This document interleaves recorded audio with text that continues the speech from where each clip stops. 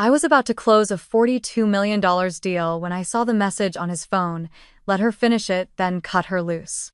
They thought I'd hand it over quietly. Instead, I signed it under my own name. And what happened next? It didn't just cost them the deal, it rewrote everything. Stick with me because this isn't just a story about betrayal, it's about how you take back what's yours and build something bigger. The rooftop restaurant shimmered under the weight of curated elegance, candlelit tables, deep velvet chairs, and skyline views that whispered exclusivity. It was the kind of place where big decisions were toasted with aged wine and where title suits and well-rehearsed smiles did most of the talking. Vivian Reed sat at one of those tables, swirling her glass of Cabernet just enough to seem engaged, not enough to seem distracted. Across from her, Marcus, her professional equal, her ex, her once partner in more ways than one, was charming the guests from Barnes Tech with his usual practiced charisma. Eric Barnes, their COO, was laughing at something Marcus had just said. The CFO, a woman named Leah, who Vivian respected immensely, leaned in with a genuine smile. Vivian didn't laugh. Not because the joke wasn't funny, but because her mind was somewhere else, entirely tethered to the contract sitting in her briefcase, to the final numbers she'd checked 3 times before leaving the office, to the quiet, sharpened instinct that tonight meant something more than a deal. Then Marcus's phone buzzed. It was subtle, just a light vibration on the table. He glanced down, excused himself with a nod and a quick "just 1 second," then stepped away, phone in hand. Vivian reached for her wine, intending only to shift the glass away from the menu the waiter had just placed beside her. That's when she saw it. The phone screen, still lit, faced upward beside his plate. Let her finish the deal, then cut her loose. Gavin Rees, CEO. The words were as stark as they were surgical. She blinked. The message didn't vanish. For a second, she thought she misread it. Her fingers trembled ever so slightly around the glass stem.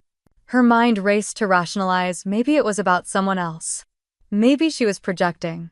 But her name wasn't there. It didn't need to be. She was the only woman in charge of the Barnes Tech deal.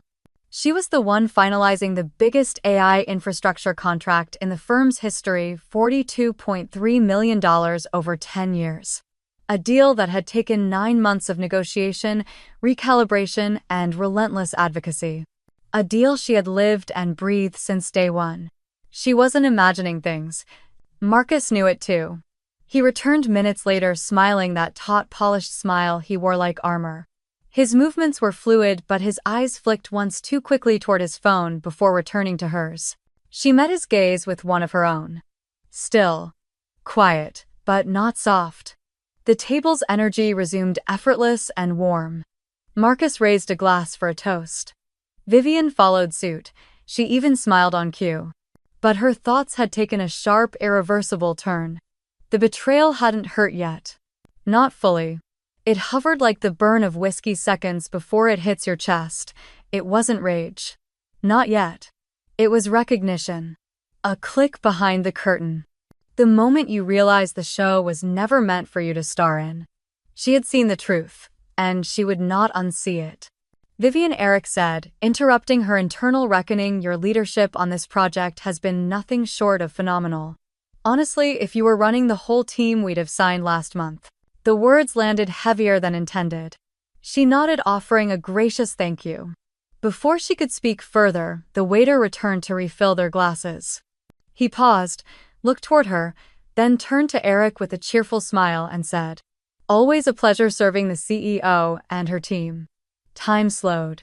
Marcus's jaw clenched just for a second. His knuckles whitened around the stem of his wine glass. He didn't correct the waiter. He didn't have to. That moment said everything. They weren't just planning to let her go, they were waiting for her to finish the work. The heavy lifting. The last strokes on the masterpiece. And then they'd replace her like a pen that had run out of ink. Around her, the table buzzed with conversation. But it all blurred into background static. The laughter, the glint of cutlery, the faint strains of live jazz. Something inside Vivian shifted. Not broke. Not yet. But shifted like the cracking of old stone, subtle and strong. She looked across the table at Marcus again. She studied him. The confident slouch of his shoulders, the way he glanced at his phone every few minutes, the slight twitch in his fingers when Eric spoke about strategy. It wasn't nerves, it was anticipation. He was waiting for the moment she'd hand over the contract signed, sealed historic, and walk away unaware she'd been erased before the ink dried. Except now she knew. When dessert came, she declined. She said she was full, and it wasn't a lie. By the time she stepped back into her apartment that night, the skyline that once thrilled her now looked distant, indifferent. The city hadn't changed, but she had.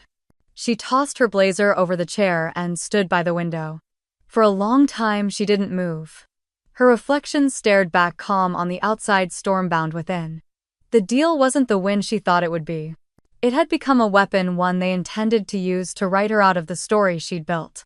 Vivian had always believed in hard work, precision, showing up twice as prepared, 3 times as thoughtful. She had believed those things mattered more than office politics or inner circles. But the message had made one thing excruciatingly clear: they saw her as temporary, disposable, a utility, not a force. And that was going to change. Not tomorrow. Not with fireworks, but with focus. With silence. With a new kind of plan. The glass skyline outside her window blurred slightly as Vivian pressed her fingertips to the frame, the chill of the glass grounding her in the present, but her mind wasn't here. Not anymore. That text, it hadn't just lit a fire. It had peeled back a curtain she'd been trying not to look behind for years. She walked to the kitchen, filled a glass with water, and stood in silence. Her reflection in the dark pane of the window looked calm, capable, collected. But inside, a different reel was playing. 3 years ago. That's when it began. They'd just closed the Lockwell deal, a $10 million contract that came together during the months her then supervisor was on paternity leave. She had handled everything: the initial pitch, the compliance reviews, the multi-round negotiations, even a last-minute language revision in a 147-page contract that could have sunk the whole thing.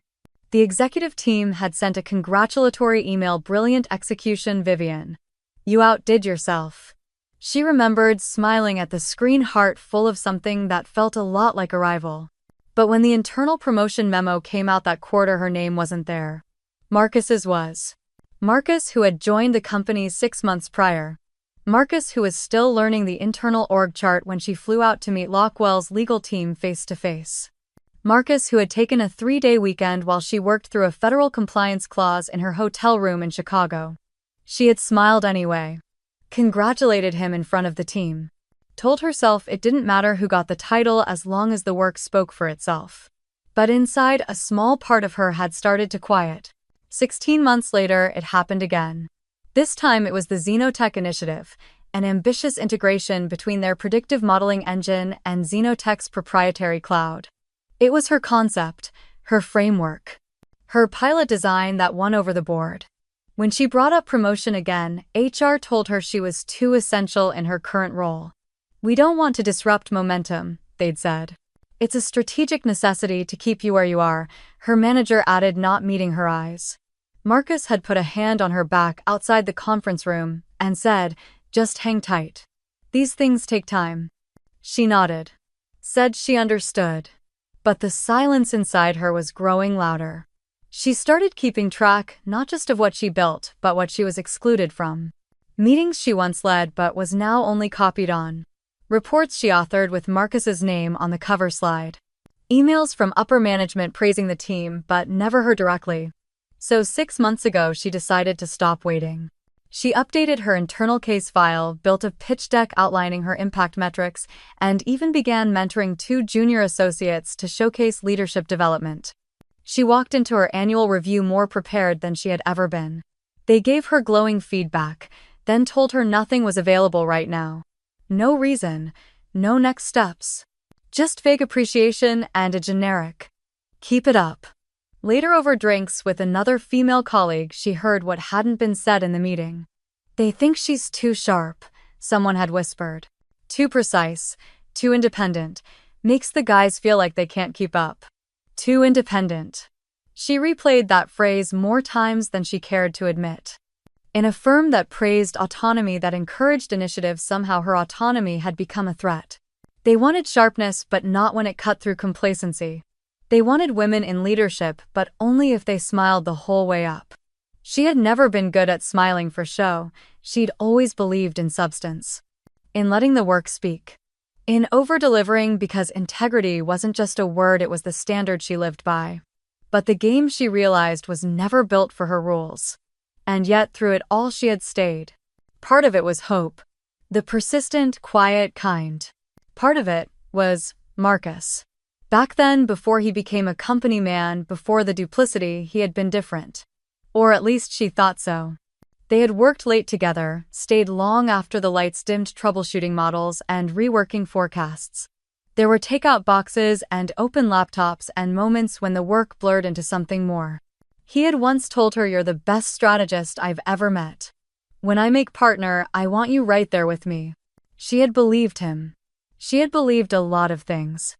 She believed that if she just kept building, just kept showing up, they'd have no choice but to see her. But now, standing in her kitchen, the bitter truth settled in her chest like smoke. They had seen her. They had seen her brilliance, her precision, her power, and decided that made her expendable. Not promotable. Replaceable. Cuttable. Let her finish the deal, then cut her loose.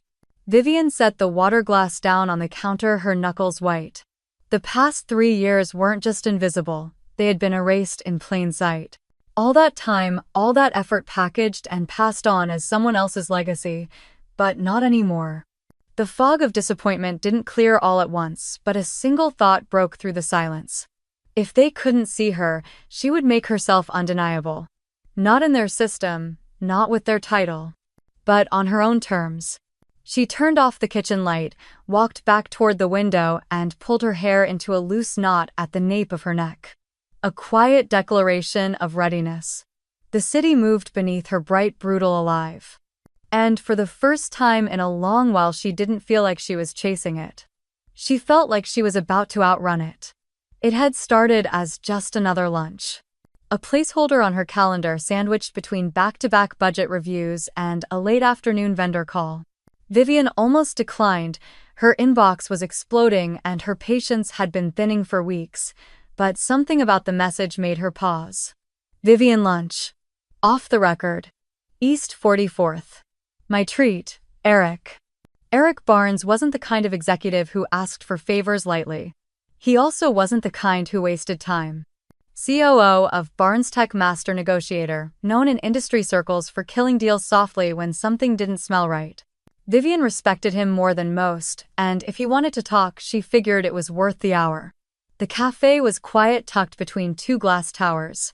Inside, white brick walls and soft Edison lighting gave it an intentional, quiet charm. The kind of place you didn't rush through. Eric arrived 5 minutes early, sleeves rolled, no tie. His usual uniform when he wanted honesty. He smiled when he saw her. "Appreciate you making time." "Always," she said. "Anything to keep the wheels turning." They ordered espresso and a grilled flatbread neither of them touched. For the first 10 minutes, they traded polite updates, status of the deliverables, implementation timelines, a few notes on legal revisions. But then, Eric went quiet. He studied her for a long second, as if searching for something under the surface. Then he leaned in, lowered his voice, and asked, "Can I ask you something personal?" Vivian blinked. "Sure. Why are you still there?" The question landed sharper than she expected. Not cruel, not careless, just honest in a way that made her uncomfortable. "I'm sorry," she said, unsure whether to laugh. Eric didn't flinch. "I've read the strategy decks your team sent. I've reviewed the implementation plans, the risk modeling. Marcus's name is all over them. But the architecture," he shook his head. "That's not his thinking. It's yours." Vivian felt something shift in her chest.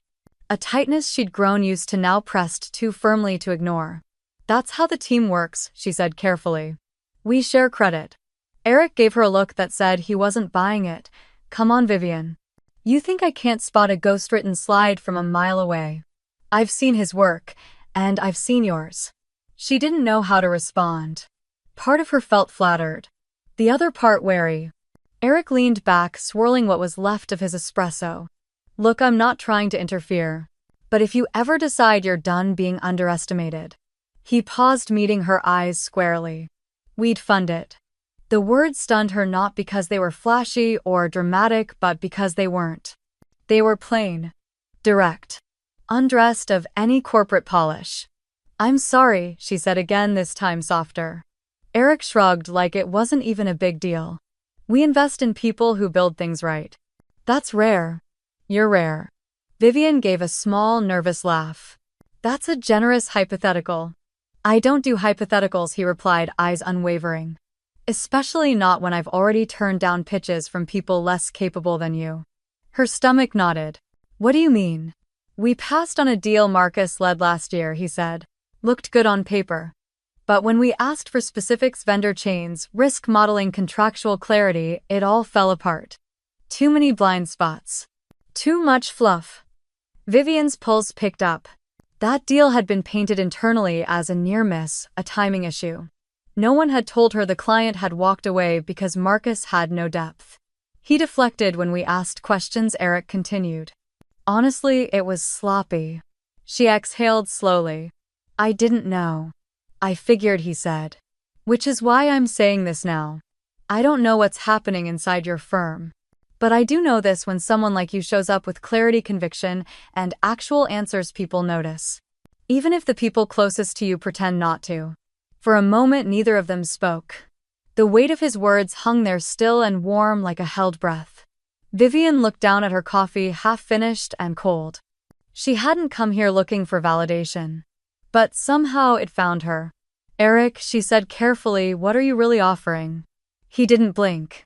A door, he said. You decide if you walk through it. It was a simple line. But it cracked something open in her.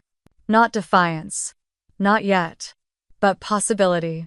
They wrapped up 15 minutes later, and he didn't press her again. Just paid the bill, stood, and said, whatever you do, just don't let them write you out of your own story.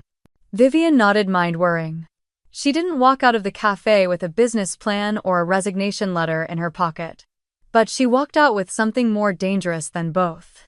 A question she couldn't unask. What if I could? She carried that question like a quiet ember for the rest of the day, through meetings, through status calls, through the forced smile Marcus gave her when he asked for a few tweaks on the final contract draft. What if I could? It repeated itself late that night when the city outside her apartment blinked with neon indifference, when her screen glowed with deadlines and digital clutter, and her heart thudded with something that felt dangerously close to resolve. She didn't tell anyone. Not Ava. Not her mother. Not even herself, not out loud, but the seed had been planted. And, like all the most dangerous things in her life, it was beginning to grow in silence. It started with a late-night search history. Forming an LLC in New York. IP protection for independent consultants. Non-compete clause, contractor loophole. Vivian wasn't even sure what she was looking for at first. She just knew she needed to look. The idea Eric had planted had rooted itself deep, and now it was sprouting questions faster than she could answer them. She read legal blogs until her eyes blurred, highlighted tax codes she didn't yet understand. Watched hours of interviews with startup founders who'd walked away from glossy titles to build something scrappy and true. She wasn't dreaming, she was studying. This wasn't rebellion, it was a blueprint. 1 week later, she stepped into a downtown office and shook hands with a man she hadn't seen in years, Alan Ridgway, a sharp, blunt-edged attorney who had once worked in Syntech's own compliance division.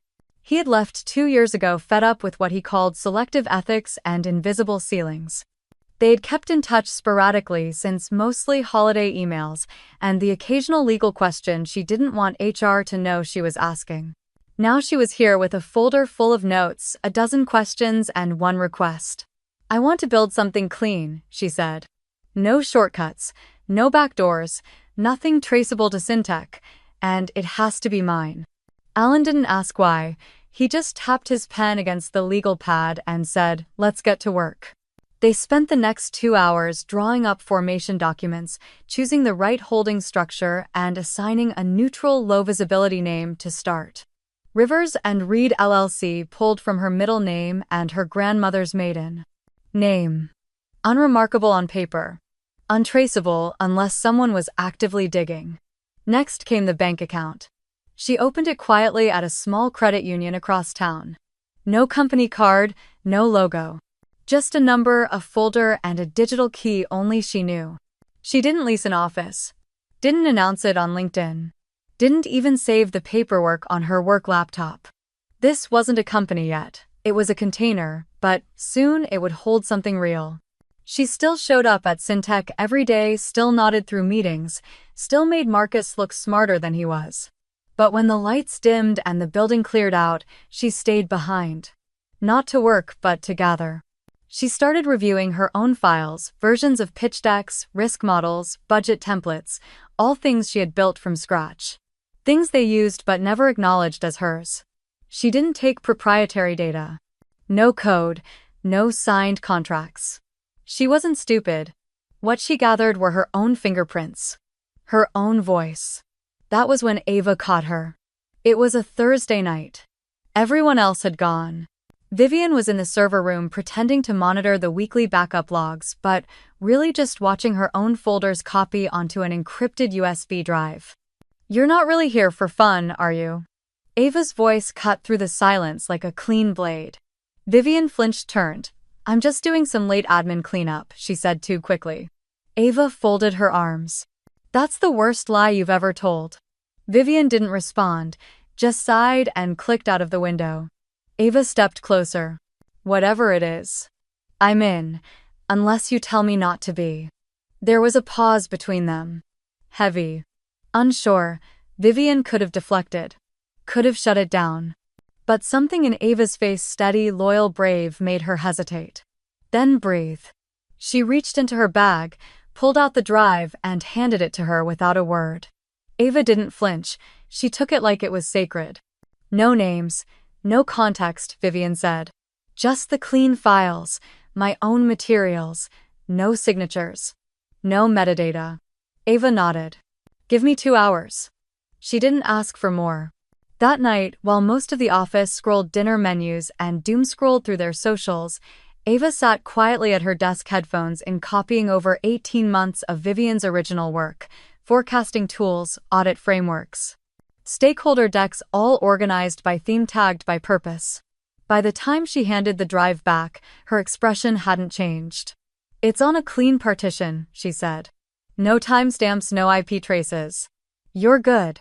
Vivian took the drive slowly, the metal cool against her palm. "Thank you," she whispered. Ava lingered just a moment longer.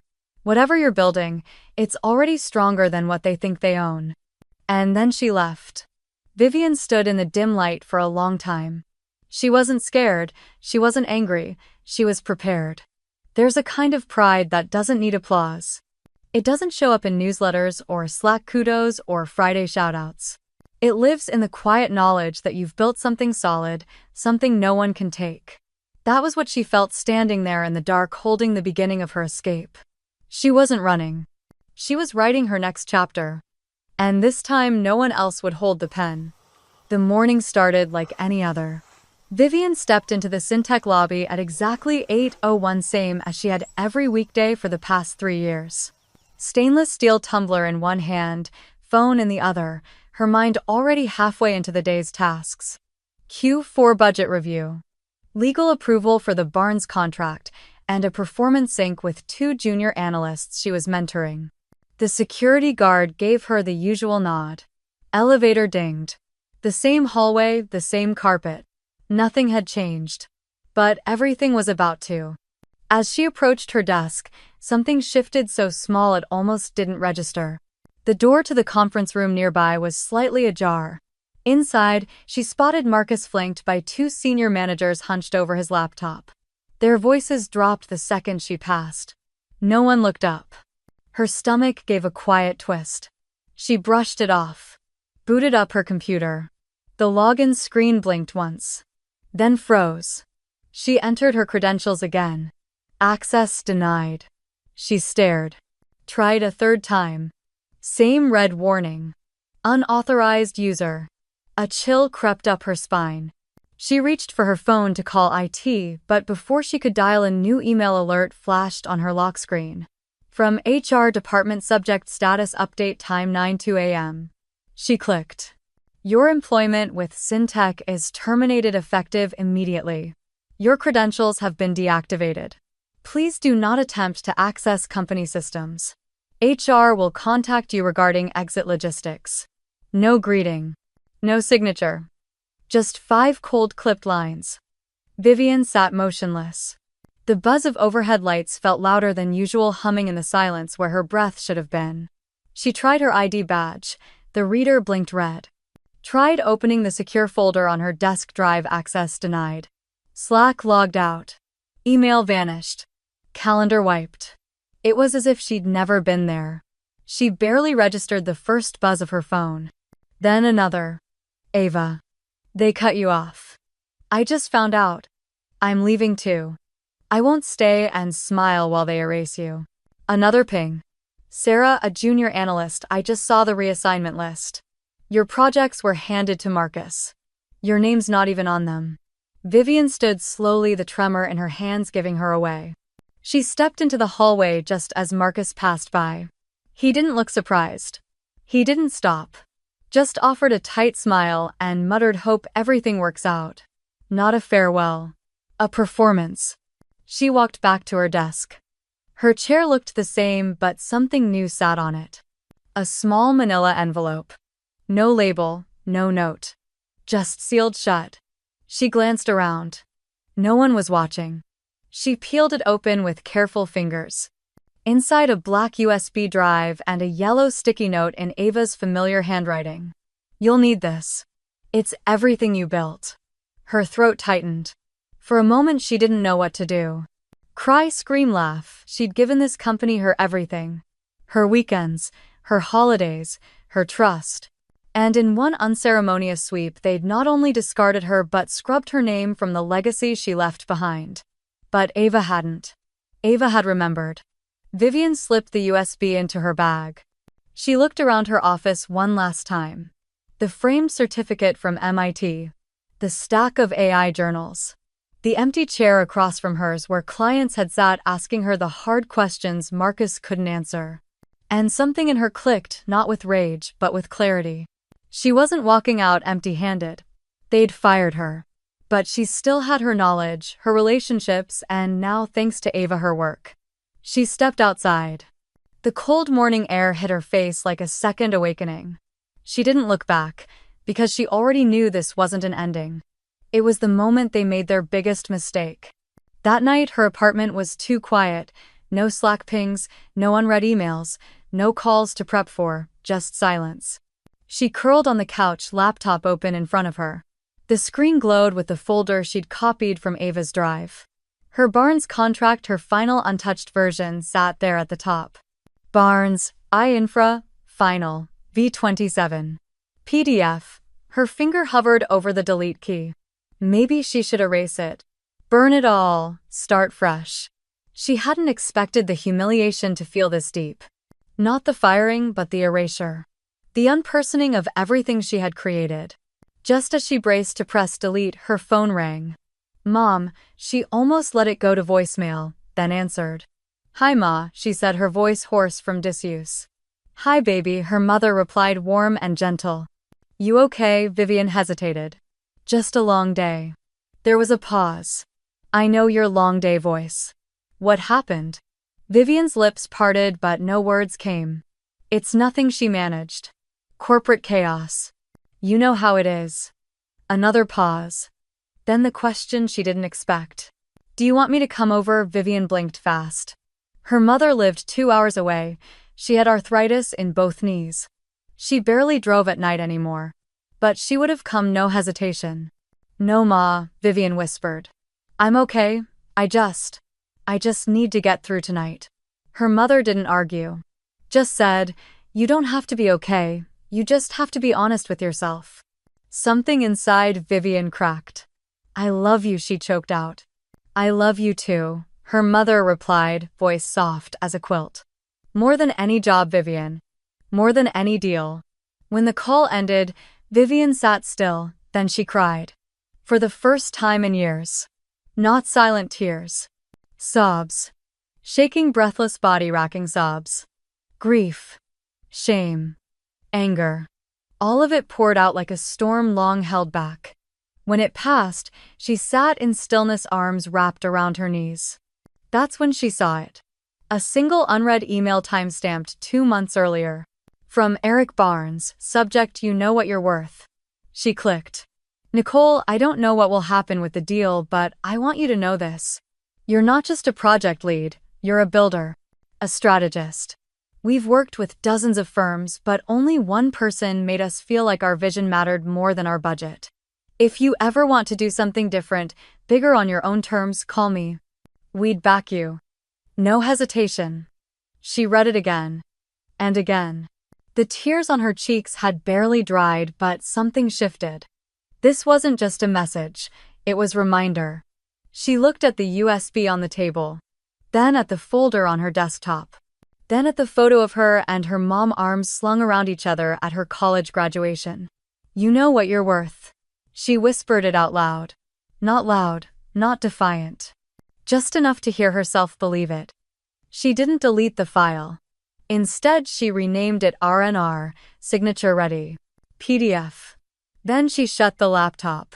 Not because she was giving up, but because for the first time in 24 hours she knew exactly what she was going to do next.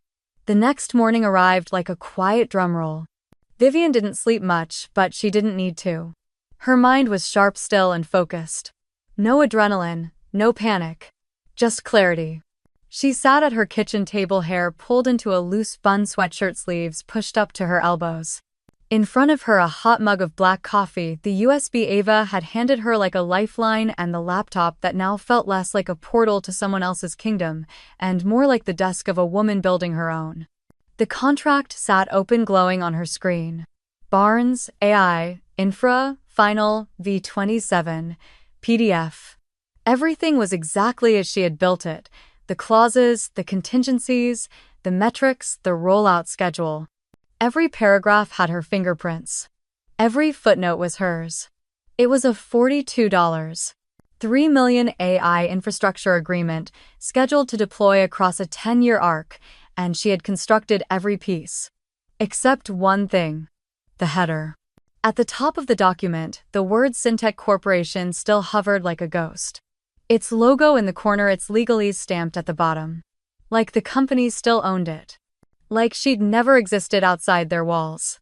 Vivian hovered her mouse over the document header, deleted the logo, erased the company name. She replaced it with a single clean line, Rivers and Reed LLC. Authorized Representative Vivian Reed, Chief Executive Officer. She stared at it for a long time. It looked surreal seeing her name up there. Not buried in the footnotes, not quietly omitted from an announcement, not redacted in a final memo. Present. Visible. Leading. She didn't flinch. Not this time. Before sending it, she opened a secure message window with Alan Ridgway. The subject line was simple. "If I move on this today, am I bulletproof?" Alan replied 5 minutes later, "Everything is clean. No IP conflict. Your draft is stronger than theirs. All systems go." She trusted him. Alan had spent years inside Syntec. He knew exactly where their weak points were. And more importantly, he wasn't on their side anymore. Vivian drafted an email to Eric Barnes.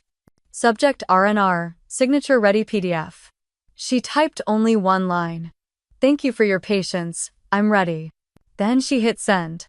She didn't hold her breath. She didn't pace. She closed her laptop, stood up, and walked to the window, coffee in both hands.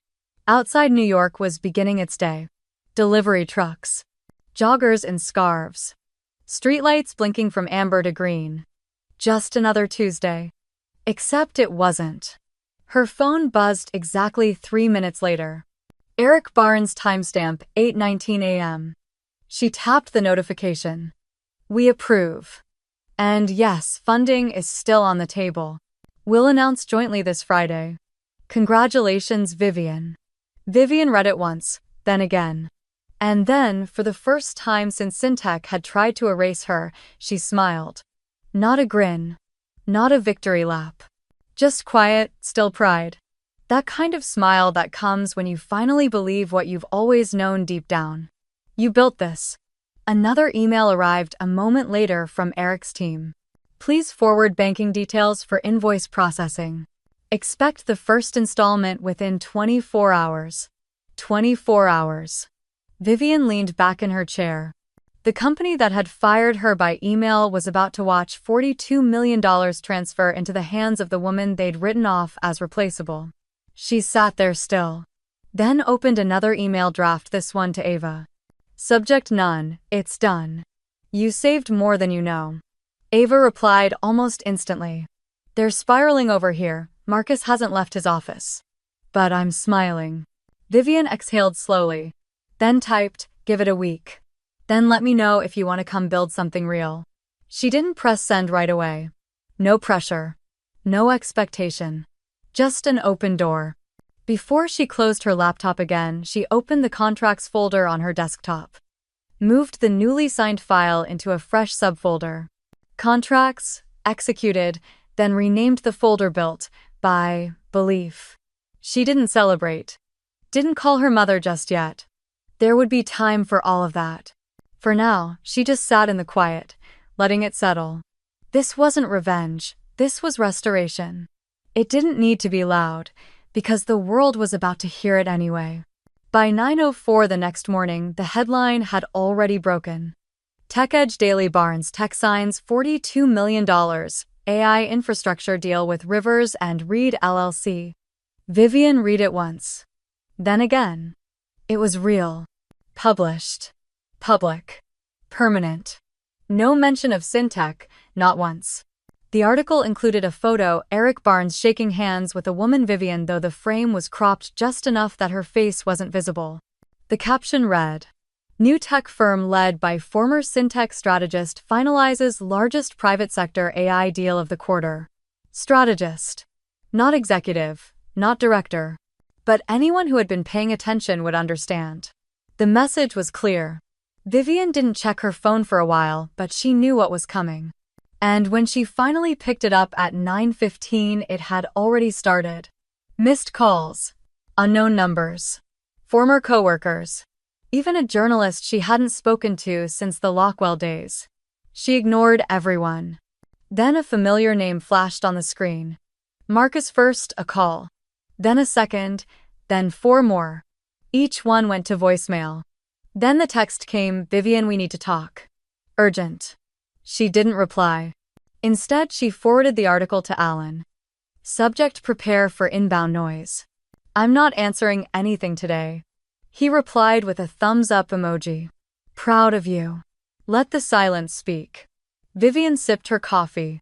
The same window. The same kitchen. But the city outside felt new. She'd signed the biggest deal of her career. And this time, it had her name on it. By 9:37 a.m., Vivian's inbox had become a living thing. It pulsed with new messages, subject lines like, checking and saw the article available to chat. She ignored them all. She didn't need validation.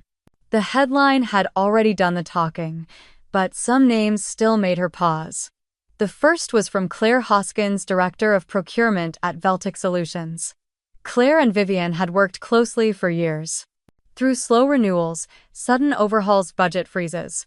Claire had always been sharp, hard to impress, and slow to trust. Subject: checking in, Vivian. Just saw the news. I don't know the full story, but I know this. We want to move our account to Rivers and Reed. The leadership here was unanimous. We weren't loyal to Syntech, we were loyal to you. Vivian exhaled, then another. Graham Lee, CTO of a health tech startup they'd onboarded last quarter. Not surprised to see you behind the Barnes deal. We always knew the magic didn't come from Syntech. Let us know what it takes to transition under your umbrella. We're in. And then a third. Elena Patel, head of systems at Cast Iron Logistics. A woman who once told Vivian she was the only person in the industry who actually listens before talking. Let's skip the PR games. I always knew you were the reason we stayed through those reorgs and budget cuts. We're ready to migrate. P.S. I hope Ava's with you. That girl is sharp. Vivian laughed at the last line. She forwarded it to Ava. Subject: new fan club. Ava's reply came instantly. Are we building a client wall yet? Because this email deserves a frame. But the one that caught her most came just before lunch. Subject R. From Daniel M. Chen, CEO of Barnes Tech. Vivian. We're ready to deepen the partnership. When you're ready to talk product development, we'd like to explore investment options. Let's set a meeting next week. Vivian sat back in her chair, stunned. Not because of the offer, but because of what it meant. This wasn't just Barnes honoring a contract. This was Barnes choosing her, choosing Rivers and Reed. Choosing the woman they'd once been forced to treat as project lead, now as equal. She looked out the window. The city was still buzzing. Fast, loud, relentless. But inside, she felt something different. Not victory, not vengeance. Validation. For years, she'd stayed late, flown across time zones, built solutions no one else could. And the credit always went elsewhere. But now the credit had come home. At 2:47 p.m., she stood in her new co-working space, staring at the blank whiteboard in front of her. No plaques yet. No branding. Just scribbled notes and bullet points. Dreams beginning to form shape. Her phone buzzed again. Ava. Marcus just slammed his laptop so hard it cracked. Lindsay from PR is walking around like someone shot her. She just asked 3 people, who the hell is Rivers and Reed? Vivian smiled. She hadn't told anyone the name. Not even Ava until the moment she sent the Barnes contract. Now they knew. Now it was public. And now they were scrambling. Another message came from Ava. Just overheard Marcus on the phone. We've lost leverage. It's out of our hands.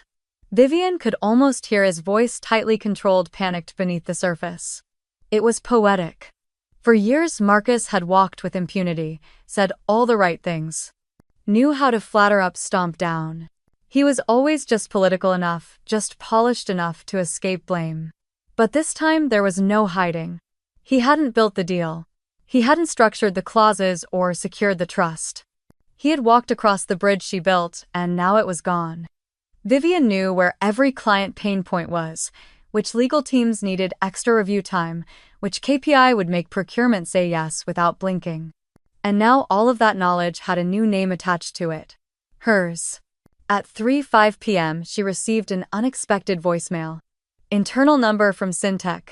Curious, she tapped play. It was Linda, the longtime PR director. Hi, Vivian. I just saw the article. I don't know what to say. Surprised, honestly. Impressed too. Hope we can catch up sometime. Maybe clear the air. Vivian stared at the phone. Clear the air. She forwarded the voicemail to Ava. Linda's in full crisis mode, Ava replied. She just asked if anyone has your personal email. Want me to pretend I don't? Vivian laughed. Then wrote back, pretend like we've never met. She stepped outside a few minutes later. The fall breeze brushed her face, gently, chill but not biting. She passed newsstands, cafes, subway entrances full of people scrolling through headlines they didn't realize had her name stitched invisibly into every word. She didn't need to be seen to be felt. Back at her desk, she opened the article again. Slower this time. Letting each word sink in. There it was. The deal. The firm. The shift. Syntech had tried to erase her. Now her absence was the story. And for the first time since that cold termination email, Vivian didn't feel like someone recovering from a loss. She felt like someone holding the pen. There was no email campaign. No big speech. No LinkedIn manifesto. Just one truth made public: she had always been the builder. And now finally the world saw it too. The envelope arrived by courier at 8:37 a.m. Heavy cardstock. Embossed letterhead. Legal department watermark, faint but unmistakable. Vivian didn't need to open it to know who had sent it. Syntech. She slit the top with calm fingers and unfolded the single-page notice. This correspondence serves as formal notice of pending legal action regarding unauthorized client interference and breach of proprietary agreements. She didn't read the rest, didn't need to. They were suing her. For what? For building something better. For saving her own work. For refusing to sign a contract they never actually offered. She slid the letter across the polished table to Alan Ridgway, seated across from her in their small shared conference room. He was on his second espresso, reading glasses perched low on his nose. Alan glanced down then chuckled. Of course they're doing this, he said, lips curling with dry amusement. Vivian raised an eyebrow. Seriously? He nodded. It's not about winning, it's about making noise. You took their biggest client. 4 more are following. You're a threat they can't control. She leaned back. Intimidation tactic. Exactly, Alan said, flipping to the final page. But poorly executed. His finger landed on the signature. Matthew Ivers, in-house legal counsel. Vivian's eyes narrowed. I've met him, he's young. Alan barked a soft laugh. He was my intern 15 years ago. Sharp, ambitious. But he doesn't know what he doesn't know. He folded the letter and tucked it back into the envelope. I'll draft our response today. You'll never see a courtroom. Vivian tilted her head. That confident Alan met her eyes. Vivian, let's review. You were never an employee. No non-compete, no IP clause. You were a contractor, their way of avoiding full benefits, remember? Vivian nodded slowly. Yes. She remembered. She remembered every time she asked about conversion to full-time and HR said, we're reviewing your case, or it's better for now, more flexibility. She remembered missing out on bonuses, on healthcare upgrades, on stock options. They'd used that classification to underpay and overwork her. Now it was going to cost them everything. Alan leaned forward. We'll respond with your onboarding documents, 1,099 tax records, all clean. And just to add a little heat. He paused, a mischievous glint in his eye. I'll blind copy the State Bar's Ethics Committee. Vivian blinked. You think it'll go that far? He grinned. Number. But it'll make young Matthew sweat through his fancy new suit.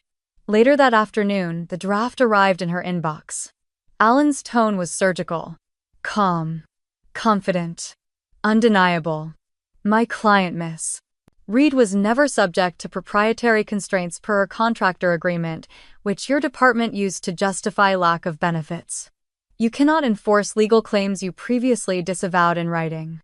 We will consider any further threats as harassment and respond accordingly through appropriate legal and regulatory channels. Vivian read the final line 3 times.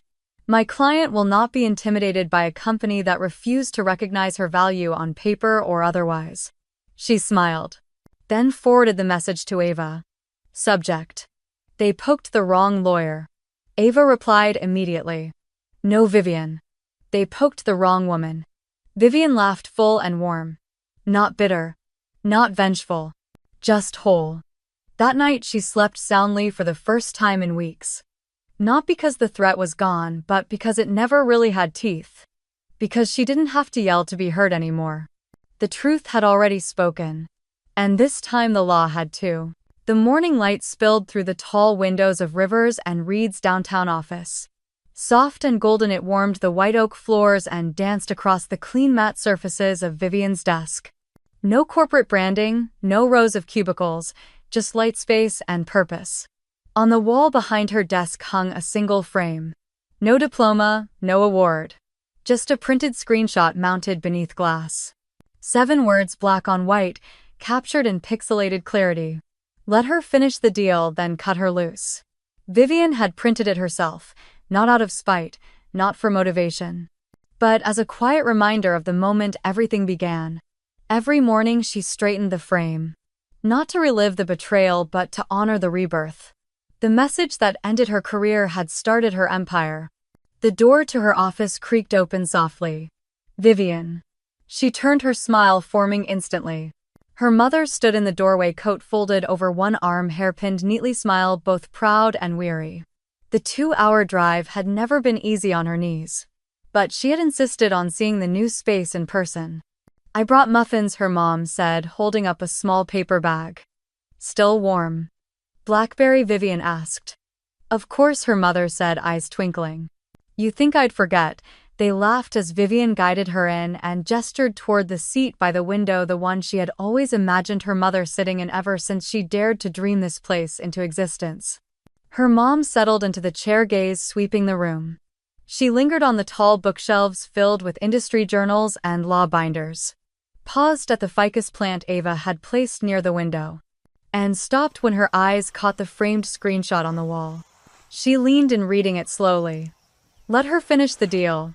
Her face went still. Then she exhaled, soft but certain. They didn't fire you, Viv, she said. They freed you. Vivian swallowed hard. She didn't speak for a moment, just nodded once, eyes shining. Her phone buzzed gently on the desk. She glanced down. TechEdge morning report breaking. 5 key clients officially sever ties with Syntech. Rivers and Reed, founded by former strategist Vivian Reed, is now valued at 3 times Syntech's current market cap. She turned the screen toward her mom. Her mom raised an eyebrow. 3 times, Vivian nodded, still processing it herself. And that's without even launching our product division. Her mother leaned back, mist in her eyes. You always did color outside the lines, she said. I just didn't realize you were drawing a new map. Vivian chuckled quietly, then stood and walked to the window. The city moved below, as it always did, impatient, buzzing, ruthless, but in here it was still. She rested her hand on the cool glass. For the first time, the skyline didn't look like something she had to climb. It looked like something she was now part of. There were no champagne corks, no viral posts, no stage lights, just quiet power. The kind that doesn't roar, the kind that shows up. Behind her, her mother flipped through one of the investor portfolios on the desk. You really built this, she asked, not out of doubt but awe. Vivian nodded. From silence, the silence after being overlooked. The silence of late-night planning. The silence after termination. But silence hadn't broken her. It had forged her. Her inbox pinged again, this time with 3 more client inquiries. Vivian didn't even flinch. She had built something they couldn't erase because they never saw it coming. Outside, the light shifted. The sun slid higher across the glass towers, casting long shadows and longer streaks of hope. Vivian walked her mom out a short while later. They hugged just outside the elevator. You okay, sweetheart? Her mom asked. Vivian nodded. Better than okay. Her mom gave her one last knowing look. I never worried about you, she said. Even when I should've. You always had something in you they didn't know how to measure. Vivian stepped back into the office alone. The door clicked shut behind her. She walked slowly to her desk, the echo of her mother's words still humming in her chest. She sat down, opened the laptop, and stared at the folder labeled Executed. Inside were the contracts. Not stolen. Not repurposed. Built. Drafted in quiet. Sealed in clarity. She opened a new subfolder. Named it Product Division. Phase 1. Then paused. Because for the first time she could truly feel it. This wasn't the end of a story. It was the first chapter of something far greater. She didn't need to punish those who underestimated her. They had already written their part, and now she was writing hers. She looked back at the frame on the wall one more time, then turned her chair slightly, facing the floor-to-ceiling glass. Sunlight spilled across her lap like a benediction. The city outside blurred slightly as her eyes narrowed with calm purpose. And then, barely a whisper, she spoke the words only she needed to hear. I wasn't meant to survive that fall. I was meant to rise from it.